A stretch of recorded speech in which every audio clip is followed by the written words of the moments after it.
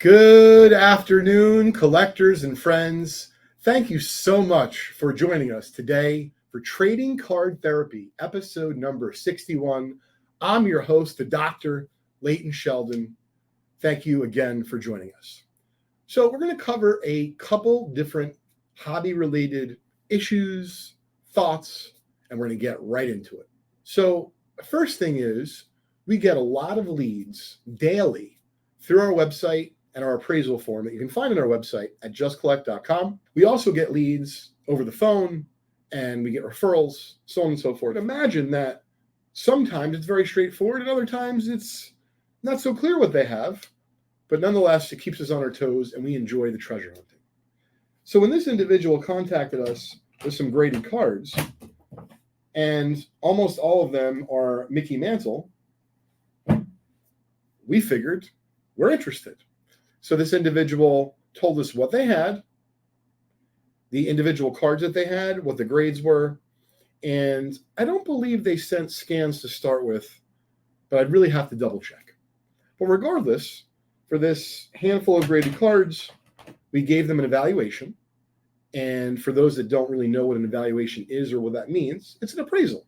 Now, if you have hundreds of cards or thousands of cards, usually what we do is we'll take a small sample of that group or collection that you have just to see if we're on the same page.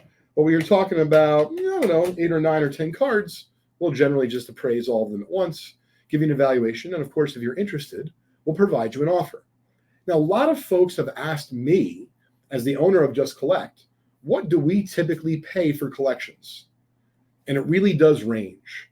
It runs the gamut because it depends on, am I buying just graded cards? Are there ungraded cards in the collection? Is there memorabilia? Is there other types of collectibles in there that are not as easy to sell as a graded card? So I think you see my point. And in terms of what we actively pay for graded cards, because that's the collection we're talking about here, and I figure we'll cover that in today's video, we generally pay in the range of 70 to 80% of what we believe your graded card or cards are worth. So for example, if you have $10,000 of graded cards, remember, I'm going to provide you an evaluation. I'm going to let you know what I think each of them are worth in an Excel spreadsheet or a Google Work doc. And either way, we'll get you the information electronically and it would be for you to review. There's no obligation. And so in this particular case, we provided this individual with the evaluation, the appraisal, and we let them know that we normally pay, once again, between 70 and 80% of what we think the cards are worth, i.e. the appraisal. And of course, if you agree upon the appraisal and you agree with that range, then we're likely going to be able to do business. So this individual said, hey, that range sounds very reasonable. Could you go ahead and please do the evaluation? And he also asked, how do you decide if you're going to pay, for example, 70%, 75%, or 80%? And I said, it's a great question. It comes down to what the cards are. So if it's a really well-known, very liquid card or cards, will likely be in that 75 to 80% range. If it's, for example, graded 1957 Topps baseball commons and PSA 8s, really good cards, but because they might be commons and, they don't sell as well, obviously, as stars would from the set, even at 6s and 7s, I'd rather have 6s and 7s of stars than 8s of commons. My point is we'd probably be much closer to that 70% range for cards like that. So in this case, because all of the cards in this little graded collection were Mickey Mantle, with the exception of one, we're going to cover that in just a minute, I let them know that that's normally a range, but because you have so many graded mantles, as long as we agree upon, of course, on the appraisal, we would be willing to pay 80%, which, like I said, in most cases is about the high watermark. We've gotten a little bit higher in some cases for like a really rare card like a T206 Eddie Plank, things of that nature. But that's what I let this individual know. So they decided that it was a fair offer and they were willing to accept it and send their cards. And in just a minute, I'm going to show you the cards that we purchased.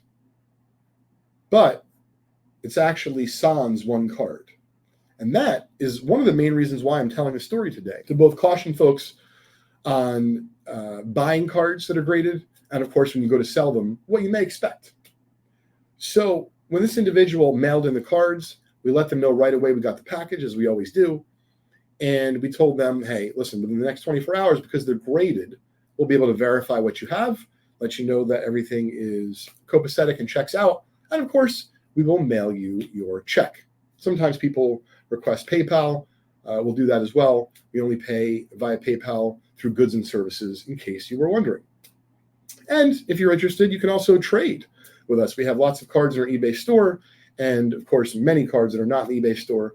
And sometimes folks that trade with me might be working on or selling with me or dealing with me, might be working on a 1933 Gaudi set. And they don't really want to sell me cards. They'd like to trade me some so they can get a credit towards the eBay store, which currently has about 100 graded 1933 Gaudis. So without further ado, I'm going to show you all of the cards here with the exception of one. And I'm going to talk about that one in just a minute. Every card I mentioned is a Mickey Mantle with the exception of just one, and I'm going to show you that as well. Stay tuned to the end right here as I show them off one at a time. So these are all PSA graded with the exception of one card. One of them is graded by Beckett, and it is not the Mickey Mantle. So let me show you these cards right here. First up, really nice 1958 Topps Mickey Mantle that for the grade of a PSA 3.5 at first glance, card looks like a 5. Looks great. Let me know in the chat, what is your favorite Mickey Mantle card made by Topps in the 1950s and 60s, other than the 1952 Topps? Next up, fairly well-centered, 1959 Topps Mickey Mantle graded PSA 4. Once again, looks really nice for the grade. Here is a 1960 Topps Mickey Mantle PSA 4. It's a nice card. It is a little bit off-centered, but at least has reasonably sharp corners for the grade of a 4. Next up is a 1963 Topps Mantle. I believe this card is creased, but at first glance, it looks like it has great eye appeal for a 3. And if you're wondering where some of these cards might appear for sale, some of them might be put into our eBay store, which you can find on eBay under just_collect. Some of them might be given away as prizes through our vintagebreaks.com live stream. We stream live 7 days a week for those that are not familiar with our sister breaking company, Vintage Breaks. We stream live 7 days a week, and you can find us on youtube.com/vintagebreaks. Here is a 1964 Topps Mickey Mantle PSA 4. Once again, also off-centered. However, does have nice corners for the grade of a 4. Here's a 65 Topps Mickey Mantle PSA 5. Now, if you're looking for a PSA 9, our friends at REA have one ending this Sunday night in a PSA 9. They only have 2 mantles in a PSA 9 in the entire auction. One of them is a 1965 Topps, and the other is a 1966 Topps. You can check out their auction at robertedwardsauctions.com. So this is a PSA 5 65 Topps Mickey Mantle. It's always one of my favorites. Just enjoy the real photo and him in basically a follow-through there. And the last Mickey Mantle that we purchased was a 1967 Topps Mickey Mantle PSA 5. Before I show you the last card in the collection that we did purchase, like I said, it is graded by Beckett. I wanted to let you know that the last card in the collection that was graded, that was named Mickey Mantle, we did not purchase, and I'm going to tell you why. The card was graded a PSA 5. Out of all of the cards I just showed you, almost all of these are recent grades, with the exception of that is a little bit older with the lighthouse there, and that's a little bit older. But the 1961 Topps Mickey Mantle PSA 5 in this collection had no hologram in the middle. Therefore, it was a very old grade. And not all old grades of PSA are wrong or bad. But in this case, the 61 Topps Mickey Mantle that was graded PSA 5 had a wrinkle going right over here. Okay? So upon reviewing the collection, we let him know that we weren't interested in that 61 Topps Mickey Mantle PSA 5. And he asked us why. We told him. And so this is the lesson that I want to share with the hobby, with the collecting community that I'm so passionate about, is that be careful when you're buying graded cards and understand within each grade what the specs are and what's allowed for each of those grades. Some people may argue that, well, you can have the wrinkle on the back of a card for a PSA 5. Maybe, maybe not. I don't exactly know what their specs are, but I know that I handle enough cards. I don't see any PSA 5s with creasing very obviously from the front on the card. And so I just explained to this individual that I wasn't comfortable buying it and reselling it as a PSA 5. And I hope that he understood. And so he did. We still reached a deal on everything else in the collection. I'm going to show you the final card in just a minute. But this is my lesson and what I'd like to share with the community.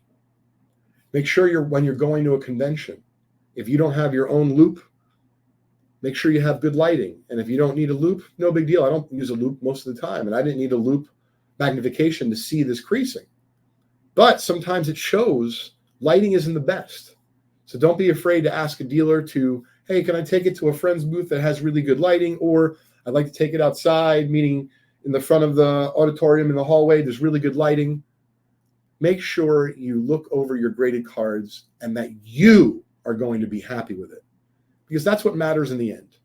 And I know for me, whether it be as a collector, I wasn't going to be happy with that 1961 Topps Mickey Mantle PSA 5. And I knew as a dealer, all I really was going to be doing was reselling a card that I wasn't happy with and I wouldn't keep for my collection. And I wouldn't advise one of my collecting buddies or friends to keep. So in this case, I thought it was overgraded. And I simply let him know that we're not interested. And I went as far as to tell them, hey, meaning through Jean, we understand if they had to sell kind of like all the cards or nothing, we're not upset, but we can't buy this card. And once again, we appreciate that they did understand. And we're going to show you the last card not named Mickey Mantle in the collection. So we bought a fairly well-centered left to right, a little bit off-center top to bottom, but it's got nice eye appeal for a grade of a 5.5 on a Kareem Abdul-Jabbar, a.k.a. Lou Alcindor rookie card. Let me know how you feel about Beckett vintage grading, i.e. BVG in the chat. I personally have seen many a good card that have been graded in BVG holders. Folks, remember that Beckett has been a long time hobby name, and well before PSA was the super duper powerhouse that it is today, or even SGC, a lot of folks just knew Beckett and knew Beckett only and knew the magazine, so they felt comfortable getting their cards graded with Beckett. This individual got this card graded a long time ago and basically told us exactly what I just shared with you. So just because it's not necessarily graded by PSA or SGC doesn't mean that as a vintage card, it still could not be graded accurately or be worth a bunch of money. And in this case, of course, this is a well-centered example of Jabbar's rookie and should sell fairly well, even in a BVG Beckett holder. But let me know in the comments, would you accept a BVG Beckett graded card for your collection? All right, next up is, of course, I am by no means breaking any news here. However, I did want to mention it because it is important for the hobby that Golden Auctions was recently purchased by eBay. And as part of this, call it multiplayer deal, multi-company deal, eBay's buying Golden Auctions, PSA gets the eBay vault. And I believe in the end, it could be a win-win for you, the hobbyist. Why? Well, now, if you have cards that you're buying on eBay and you want to get them graded and send them to the vault, you could do that all in one full swoop at PSA. That's really valuable for a lot of collectors and even some dealers. But I'm curious. Let me know in the comments. Do you think that's something that you would take advantage of? For me personally, I like to inspect my cards before I got them graded. But if I was doing something solely for my PC and I truly didn't care about the grade, I might buy a card directly on eBay, send it to PSA for grading through eBay, and maybe even have it vaulted, especially if I don't want those cards sitting in my 2-bedroom apartment. So that is the vault end of things and the, grading end of things.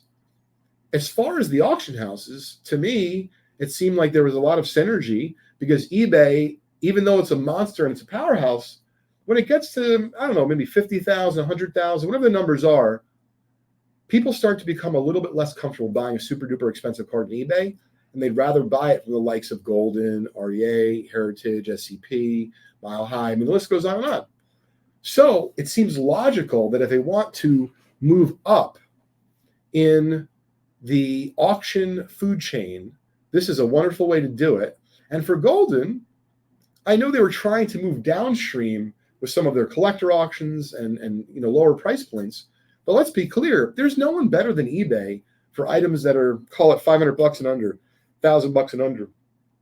So I think there's a lot of synergy between eBay and Golden Auctions.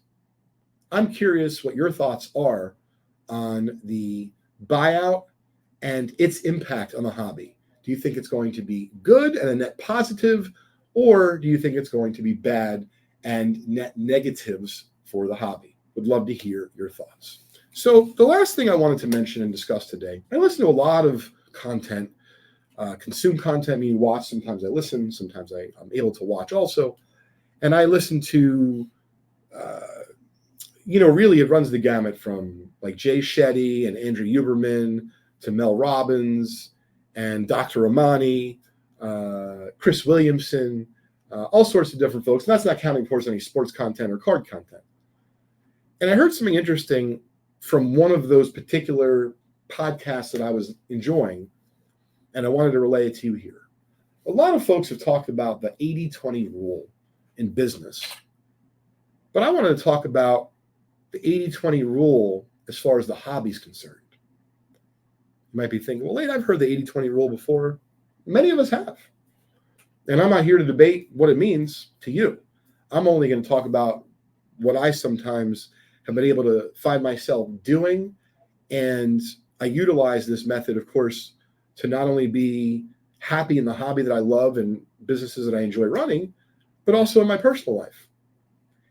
And it's called the 80-20 rule. And in this case, what I'm referring to is taking a look at the hobby that we love. And I mean, there's a lot of content if you want to be on YouTube. There's even more content if you want to be on IG or TikTok. And I know sometimes the noise can be really, really loud for yours truly. And if it's loud for me, and I do this 7 days a week, all the time, not always working, but just definitely having always a hand in the ring. So what's going on with my respective companies and the pulse of the hobby, just talking with people, communicating with people. And I heard this in one of the podcasts, like I said, non-hobby related recently. And it was actually someone who owns a business and said about their own business, but I think that you can apply it to the hobby, that sometimes he feels like the 80-20 rule, he's right there, meaning he enjoys at least 80% of what he's doing for his business. And sometimes, that 20% that he doesn't enjoy paying the bills, dealing with personnel issues, so on and so forth, sometimes that number oscillates. And he said he doesn't really get too out of whack if it's 85-15 or 75-25. But he said sometimes he can feel it if it's like 60-40, meaning if the things he's not enjoying starts to rise, and that percentage starts to go up. Of course, there's no actual measurement, but you can feel it in your body, in your soul. He decides at that moment to take a step back. Take a deep breath, maybe even a couple. Go to a different place for lunch. Maybe meditate that day. Call a friend. Point is, he tries to recalibrate. And what I want to share with the community is I think we should all be doing the same in the hobby. So if you're really just in love with the hobby and you love all of the podcasts, good or bad, then God bless. But I know for myself personally, sometimes for one reason or another, whether it be it's too much Wemby talk or it's too much negativity or it's too much positivity, whatever the case may be, I will often take a step back and try to recalibrate. And I'll open a blaster with my son. I'll text a hobby buddy and say, how you been, Patrick? Did you ever get that Gretzky rookie that you've been looking for? Or I know there's an upcoming show in 6 weeks. Hey, Earl, you're going to be in Strongsville? I've never been, but I'm looking forward to going. By the way, that's true. For whoever who's listening to this video, it's going to be dropping Friday at 3 o'clock. I'll be in Cleveland in the Strongsville area going to the convention, which is only once a year. Please hit me up. You can DM me on IG. I'll be checking my messages. I'm looking forward to hopefully meeting as many of you as I possibly can. And of course, checking out all the vintage goodies that are going to be in the Strongsville, Ohio convention this upcoming weekend. So to close with, do the best you can to keep an eye on how you're feeling about the hobby. And if you need to recalibrate, I encourage you to do so. And there's lots of different ways to do that. Take some time off from IG. Take some time off from Facebook. Take some time off from collecting if you need. Go to a new local card store that's 2 towns over you don't normally go to. I bet you won't regret it. So with that, we are going to wrap up our 61st episode of Trading Card Therapy. I'm so grateful for all of you for tuning in today. Thank you so much. Until next time, have a great week.